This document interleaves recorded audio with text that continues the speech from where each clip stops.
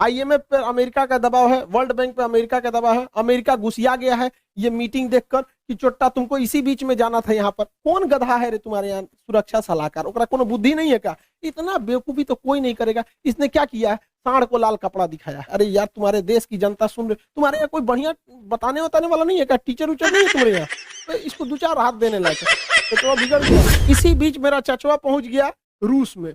अब बताइए बेशर्मी की हद होती है कि रूस युद्ध के मुहाने पे खड़ा है और ये जाके 10,000 करोड़ रुपया कर्जा मांग रहा था कि हमारे यहाँ पाइपलाइन बिछाना है, बिछा दीजिए। रूस भगा दिया इसको। जैसे ये कहा कि हमको 10,000 करोड़ रुपया मदद चाहिए, उसी समय रूस ने यूक्रेन पे हमला कर दिया।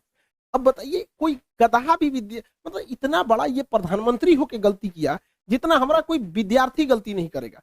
रूस देखिए, इसका सबसे ज्यादा जो व्यापार होता है पाकिस्तान का, वो यूरोपीय यूनियन से होता है या अमेरिका से होता है, इन देशों से होता है। इसे आर्थिक मदद में आईएमएफ देती है, वर्ल्ड बैंक देती है, जापान देता है, जो सब अमेरिका के फेवर में है।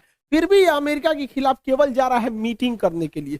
किस लिए? क्योंकि जो बाइडेन ने जब से शपथ लिया इसको फोन नहीं किया है, तो उनको जलाने के लिए गया था। अरे गधा कहीं का, ये सास बहू का झगड़ा हो रहा है क्या कि तुम जलाने के लिए गए थे? 10,000 करोड़ गए थे मांगने, अमेरिका ने इनके ऊपर पेनाल्टी ठोक दिया, 4 अरब डॉलर का पेनाल्टी ठोक दिया इनके ऊपर। बहुत अच्छा हुआ, एक वो हाथ मिलाने गए थे, हो गया, यहाँ पर कांड हो गया। और दूसरा एफएटीएफ में अब ये ग्रे लिस्ट से चल जाएंगे ब्लैक लिस्ट में। जिस दिन ब्लैक लिस्ट में चल जाएंगे ना, बर्बाद हो जाएंगे, यहाँ पर पूरी तरह से चौपट हो जाएंगे। वहां पे आज भी पाकिस्तान में 12,000 रुपए का गैस सिलेंडर पड़ रहा है। अब 12,000 रुपए में गैस सिलेंडर पड़ रहा है, जिस दिन ये एफएटीएफ के ब्लैक लिस्ट में जाएंगे ना, उस दिन ये 20,000 चल जाएगा। आईएमएफ पे अमेरिका का दबाव है, वर्ल्ड बैंक पे अमेरिका का दबाव है, अमेरिका घुसिया गया है ये मीटिंग देखकर। सिलेंडर पड़ रहा है, जिस दिन ये एफएटीएफ के ब्लैक लिस्ट में जाएंगे ना, उस दिन ये 20,000 चल जाएगा। आईएमएफ पे अमेरिका का दबाव है, वर्ल्ड बैंक पे अमेरिका का दबाव है, अमेरिका घुसिया गया है ये मीटिंग देखकर कि चोट्टा तुमको इसी बीच में जाना था। यहाँ पर कौन गधा है रे तुम्हारे यहाँ सुरक्षा सलाहकार, ओकरा कोनो बुद्धि नहीं है क्या? इतना बेवकूफी तो कोई नहीं करेगा। इसने क्या किया है, सांड को लाल कपड़ा दिखाया है। मिला क्या है इसको कि रूस ने, राष्ट्रपति ने कहा था कि जो हमारे पास आएंगे उनको कोरोना का आरटीपीसीआर टेस्ट कराना पड़ेगा। दुनिया का सबसे महंगा टेस्ट इन्हीं का हुआ है।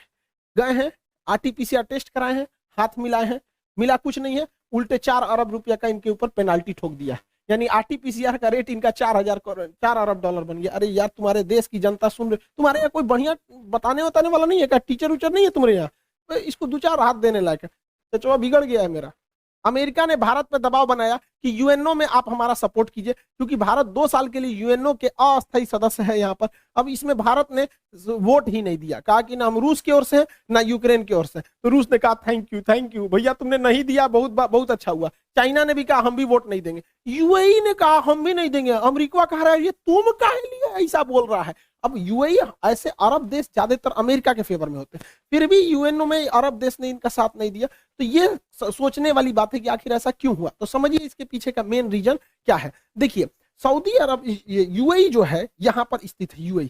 यूएई के नीचे यमन है, यमन में हैती विद्रोही हैं सब, और इन विद्रोहियों को ईरान का साथ प्राप्त है।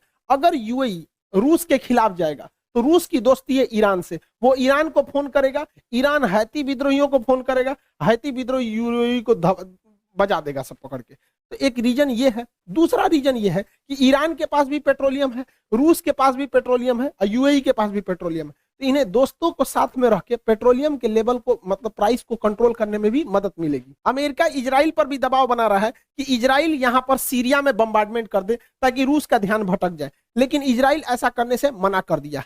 क्यों? क्योंकि सीरिया में S-400 मिसाइल सिस्टम तैनात है, और यहां से अगर इजराइल को आगे बढ़ना होता है तो रूस से परमिशन लेना होता है। और अगर रूस से दुश्मनी लेगा इजराइल अमेरिका के चक्कर में आके, तो रूस इनका भी उपाय कर देगा। सीरिया के बगल में है लेबनान, लेबनान में हिजबुल्लाह नामक आतंकवादी संगठन है, अब इजराइल की दुश्मनी है ईरान से। रूस कहेगा ईरान को कि तुम अपना सारा आतंकवादियों का हथियार सीरिया में भेजो। अब सीरिया से वो जाएगा लेबनान में, और लेबनान में उस हथियार को लेगा हिजबुल्लाह, और वो मारेगा इजराइल को। तो इजराइल ने कहा कि देख भैया, रूस जो है ना सबका उपाय रखा है। इस मिडिल ईस्ट में कोई चूचाई करता है ना, तो रूस सीधे किसको करता है? ईरान को करता है, और ईरान सबको कंट्रोल करके रखता है। हालांकि यूक्रेन के जो प्रेसिडेंट है ज़ेलेंस्की, वो भी ज्यूज यानी यहूदी हैं, और इजराइल भी यहूदी है। अब ये उसका मदद नहीं कर रहा, क्योंकि भैया देश सर्वोपरि होता है, अपने देश को काहे लिए हम रिस्क में डालेंगे, हर देश में यहाँ पे। अब ये यूक्रेन का बड़बोलापन था जो ईयू तक तो सीमित था, लेकिन नाटो में गए, अब लड़िए यहाँ पर। अब यूक्रेन को